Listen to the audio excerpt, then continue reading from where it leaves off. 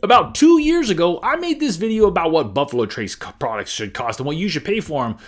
A lot has happened since then. Let's see how this video has held up with a couple of years' time. I'm afraid that it probably hasn't held up well. First of all, geez, look how young I look. How much do I think you should pay for these Buffalo Trace products? Buffalo Trace, under 30, definitely. 30 to 50, maybe. Over 50, definitely not. Buffalo Trace is one of the ones that actually hasn't changed that much in price around here. I can still find Buffalo Trace around here for about $20, and I would still say that for most people, if you can get Buffalo Trace for under $30, for most people, that's going to be the way to go. 30 to 50, maybe, but production has beefed up a lot, so I would say over $50 for Buffalo Trace is probably going to be a hard no. That's held up pretty well. Weller Special Reserve, under 30, definitely. 30 to 50, maybe. Over 50, definitely not. So, Special Reserve is another one that has also become more available generally. I'd say it's pretty hard to find it for under $30, but possible. Under 20, probably not anymore. I'd say $29.99 is the magic price point on that. If you had to get it between 30 and 50, you could if it was something you hadn't had before. I'd be hard-pressed to not go over $50. I'd say first time you ever had it, maybe a little bit more. But beyond that, you're going to be underwhelmed by it. I probably wouldn't buy it. There's so many other good choices out there in that price point, especially for weeded stuff. Damn. That's another video. Eagle Rare. I love this one. Under 40, definitely. 40 to 60, maybe. Over 60, probably not. All right, well, that one hasn't held up very well. Technically, the MSRP on Eagle Rare has now raised, gone up, increased. It's now $69.99 technically, which is one of the biggest travesties of whiskey in my opinion.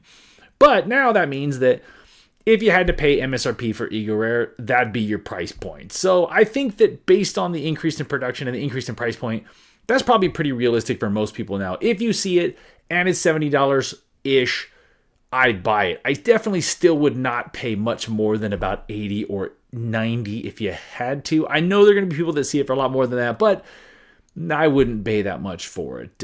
It's too bad the price has gone up, but it is still a fantastic whiskey, and I still love that one a lot. Stagg Jr. Under 70, definitely. 70 to 100, maybe. Over 100, don't do it. Don't buy into the secondary. Okay, so Stagg Jr. price hasn't really changed all that much. I'd say $70-ish is still a definite. 70 to 100 is still a probably. 100 to 125 is my maybe, and over 125, I wouldn't do it. Stagg Jr. is a fantastic bourbon. I love it a lot, but part of the reason it's fantastic is because it's so reasonably priced. And if you start jacking the price up a lot, now you got to get into the conversation of what else can you get that is better for the money, and that's always the consideration. So that's changed a little bit. Blanton Single Barrel. Under 60, absolutely. 60 to 100, probably. Over 100, don't do it. Okay, this one hasn't held up super well at all. Blanton's price point has gone up to $89.99, I believe. But it's a lot more available than it used to be. I'd say 80 to 100 is probably a buy. 100 to 125 maybe. Over 125, I wouldn't recommend it. I mean, I know a lot of people aren't going to be able to get it and would have to pay that to get it. If it was your first bottle, your only bottle, you've never had it before, and you had to pay a little bit more, say 125 to 150, maybe. But yeah, a little time, a little patience, a little relationship working, probably going to be a better way to go, in my opinion. If you're going to pay up, try and find yourself a straight from the barrel or even a gold, which you can find on bondedbottleshop.com for $200. So it wouldn't make sense to pay anywhere near that for Blanton's, in my opinion. An E.H. Taylor small batch. Man, I love this stuff. It's one of my favorites. Under 50, definitely. 50 to 80, maybe. Over 80, no. So E.H. Taylor small batch has also gotten to be more available, but the price has also gone up. And I'd say the definitely price on E.H. Taylor now is probably 65 or less. 65 to 80 is probably a maybe. If you start pushing over 100, I wouldn't do it for sure. But again, if you never have them, if you've never found one, if it's your first one, paying up to $100 probably is not insane. The whole secondary conversation is brutal to me, but I do understand that some people can get things quite easily. Other people never see it, and that definitely changes what you should pay for something. And I think that's something I probably didn't understand all that well 2 years ago.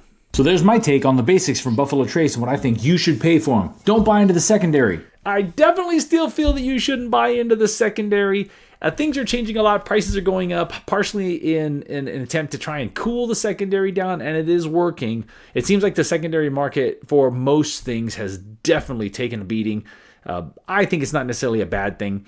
Although I do believe in supply and demand and basic free market economy, I don't like the secondary and the flippers and all the games and everything. And unfortunately, because of that, now we have such high prices on things like Russell's 13 and 15 and Old Forester 1924.